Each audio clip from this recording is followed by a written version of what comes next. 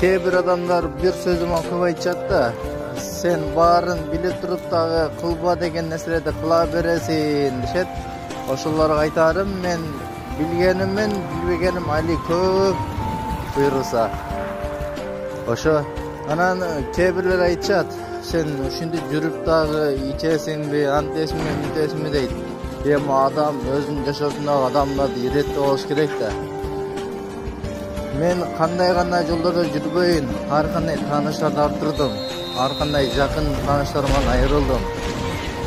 Ичип башка нерсе кылып жүргөндө кээ бир досторум мени адам болбойт экенсиң, сенден пайда чыкпайт экен деп таштап кетсе, кээ бир тааныштарым башкалары болсо, сен оңол кыларсың деп мага болгон жакшы мамилелерин изишкен жок. Аларга чоң рахмат. Ошо ар бир адам бул өмүрдө жашап атабы? Анда тегерегиндеги адамдарды караш керек. Кандай адамдар мени мамиле кылып жүрөт? Жанындагы тааныштар кандай адам? Биздин алдындарыбыз айтышат го.